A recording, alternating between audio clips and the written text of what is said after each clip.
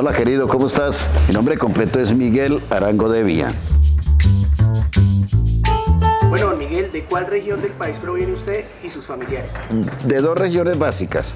Una, la antioqueña, mi papá era de Medellín, de todos los medellinenses nacen en el Parque Berrío, entonces de allá provengo yo. Y mi mamá de Trinidad Casanare, yo nací en Cali. Esas son mis regiones de donde provengo. ¿Por qué migraron?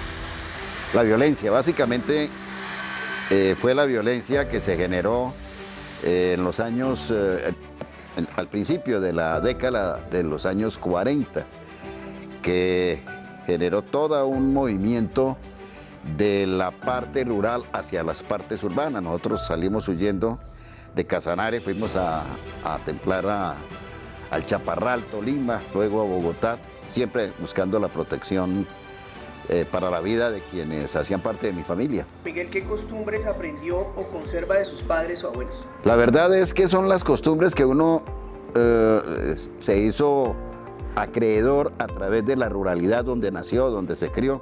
Entonces son los caballos, son los becerros, es el río, es la pesca, es el traer leña, el de traer el agua.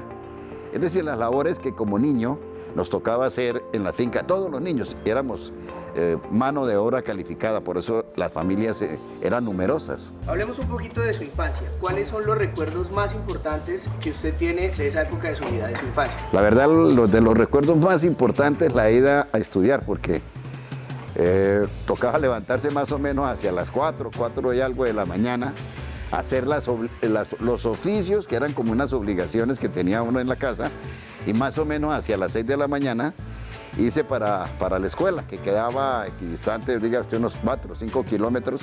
Regularmente en el invierno lo hacíamos por el río y en el verano pues a pie, atravesando matas de monte.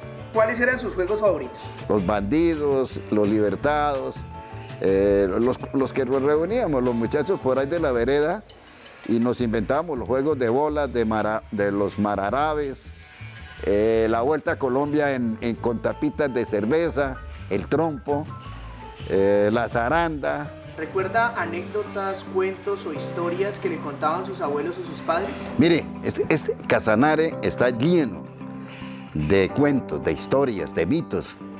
Es tan grande el acervo cultural, la riqueza oral que tiene el departamento de Casanare, que yo me di a la tarea de recogerlos hace unos 10, 12 años y compilarlos en un libro, compilar algunos, porque la verdad uno no es capaz en un trabajo de investigación de compilar la cantidad de historias, de cuentos que los viejos le contaban a sus nietos. Yo lo hice a través de un libro que se llama Relatos del Viejo Casanare, y son todos relatos infantiles, inclusive no tiene ni siquiera licencia. No lo hice registrar en el ISNB porque creo que esto hace parte de la idiosincrasia, de la cultura de los llanos, y por lo tanto con un registro le iba a quitar o me iba a poner una autoría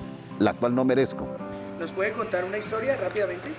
La elección de los animales, el rey de los animales, los abuelos, convocaban a los animales a elecciones para elegir su rey, y en esa época pues se cuenta que se reunieron aquí en Casanare todos los animales del mundo y eligieron al león como el rey de los animales. ¿Cuáles son las fiestas, oficios, rituales religiosos, música o bailes, entre otras expresiones culturales, las más relevantes de su lugar de origen? Allá en Trinidad se utilizaba muchísimo el baile de San Pascual Bailón. La ceremonia es una ceremonia religiosa que se hacía en la iglesia cuando a una persona se le perdía algo, se le perdía, no sé, de pronto un maute, un ganado. Entonces iba a la iglesia y pagaba, como se paga ahora una misa, para que se hiciera un San Pascual Bailón. La gente se reunía en la iglesia, bailaba en homenaje a San Pascual para que aparecieran las cosas perdidas. En cuanto a la vida política, ¿recuerda acontecimientos políticos que afectaron a su familia? Claro, la muerte de Jorge Eliezer Gaitán fue algo que no solamente afectó a mi familia, afectó al país, porque se desató una ola de violencia que invadió todos los rincones del país. Ola de violencia que hasta ahora no hemos podido superar, al parecer.